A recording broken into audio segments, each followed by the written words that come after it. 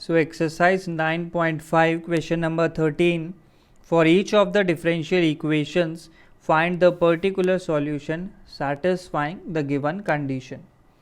So equation है x into sin square y by x minus y dx plus x dy is equal to 0. और particular solution चाहिए जब y is equal to pi by 4 when x is equal to 1.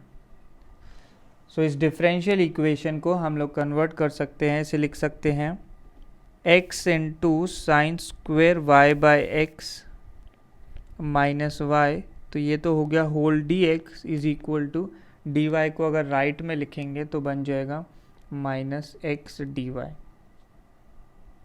सो यहाँ से हम लोग d y by d x की value निकालेंगे तो d y by d x बनता है. सो ये जो माइनस है इससे हम इस ब्रैकेट में मल्टीप्लाई कर देंगे तो ये हो जाएगा y minus x sine square y by x whole divided by नीचे सिर्फ x आ जाएगा, माइनस हमने पहले ही अकोमोडेट कर लिया है. तो ये जो राइट हैंड साइड पे फंक्शन क्रिएट हो गया इसे हम f of x comma y बोल देते हैं. तो हम लोग बता सकते हैं कि f of x comma y is a homogeneous function. ये हम लोग देखते ही आइडेंटिफाई कर सकते हैं. सो ये कैसे पता लग रहा है, f of x comma y है y minus x sine square y by x upon x. So clearly जो न्यूमरेटर में पहला टर्म है वो y है तो इसकी डिग्री हो गई हमारे पास 1.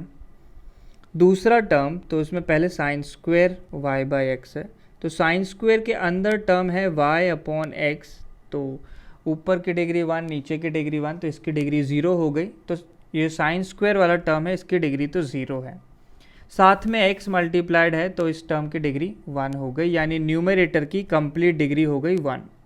और डिनोमिनेटर में एक टर्म है तो डिनोमिनेटर की डिग्री भी हो गई 1. सो ओवरऑल हमारे फंक्शन की जो डिग्री है वो कितनी हो जाएगी 0, और ये एक होमोजीनियस फंक्शन है. सो इसे लिखा जा सकता है d y by d x is equal to x से हम इंडिविजुअली डिवाइड कर दें तो ये हो गया वाई बाई एक्स माइनस दूसरे टर्म का एक एक्स कैंसिल आउट हो जाएगा और ये रह गया sine square y by x.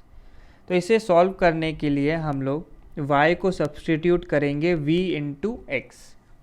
इसको डिफ्रेंशिएट करें विद रिस्पेक्ट टू x तो ये बनेगा d y by d x is equal to v x का डेरिवेटिव आ जाएगा, पहले v रखा कांस्टेंट, x का डेरिवेटिव हो गया 1 प्लस फिर x कांस्टेंट v का derivative d v by d x.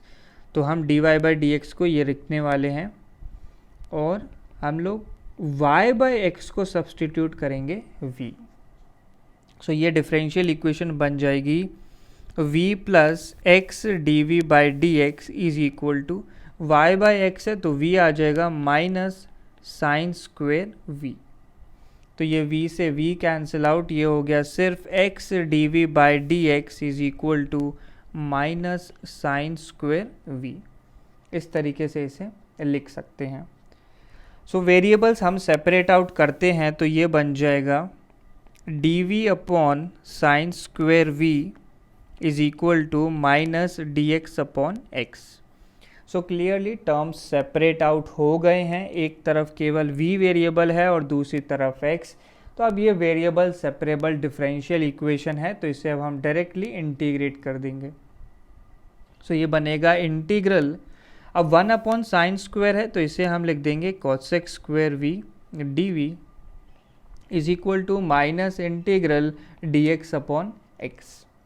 Next cosecant square v है, इसका इंटीग्रल डायरेक्ट याद होना चाहिए, ये बन जाएगा minus of cot v is equal to, so d x upon x लिखा हुआ है, डी एक्स अपॉन एक्स का डेरिवेटिव ये बन गया माइनस ऑफ लॉग x.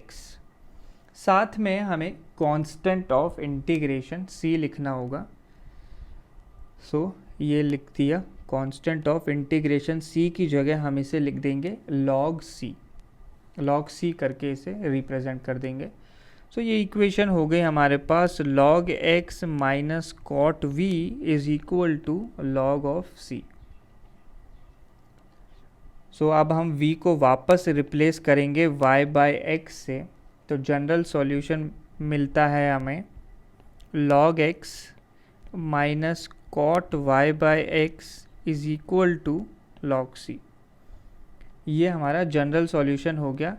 तो इसे पर्टिकुलर सॉल्यूशन बनाना है, उसके लिए हमें y की वैल्यू गिवन है π/4 और x की वैल्यू गिवन है 1। तो ये सब्स्टिट्यूशंस हम इसमें करने वाले हैं। तो ये बनेगा log 1 minus cot y by x है, तो y की वैल्यू π/4 और नीचे x की वैल्यू 1 आ जाएगी, is equal to log c। अब log 1 तो 0 होता है और cot π/4 वैल्यू होती है 1। सो ये हो गया -1 is equal to log c। तो यहाँ से हम c को बोल सकते हैं, log का बेस e है, सो ये e की पावर -1 बन जाएगा। तो c is equal to e raise to the power -1। So अगर हम हमारा पर्टिकुलर सॉल्यूशन लिखना चाहते हैं तो पर्टिकुलर सॉल्यूशन इज, तो ये था log x minus cot y by x is equal to log c था, log c है, log c की वैल्यू हम लोग लिख सकते हैं, ये log c था, log c की वैल्यू है -1 इज इक्वल टू -1। इस तरीके से इसे रिप्रेजेंट कर सकते हैं, या फिर हम आंसर ऐसे लिख देते हैं cot y by x minus log x is equal to 1। इस फॉर्म में भी इसे रिप्रेजेंट किया जा सकता है। तो यही फाइनल आंसर हो गया। सो फाइनल आंसर में हम लोग ऐसा भी कर सकते हैं कि ये जो कांस्टेंट 1 है इसे एलिमिनेट कर दिया जाए। तो ये ऐसे होगा, इसे हम लिखेंगे cot y by x is equal to, तो जो log x है उसे राइट में लेके प्लस log x कर दिया, और 1 को मैं लिख सकता हूँ log e। अब इन दोनों log का बेस e है हमारे पास, दोनों का बेस सेम है, तो ये मल्टीप्लाई हो जाएगा और इसे लिखा जा सकता है cot y by x is equal to log of, तो ये x और e मल्टीप्लाई हो जाएंगे, इसको हम ex लिख देंगे। तो ये भी हमारा फाइनल आंसर बन सकता है। दोनों ही आंसर्स हैं, बिल्कुल करेक्ट हैं।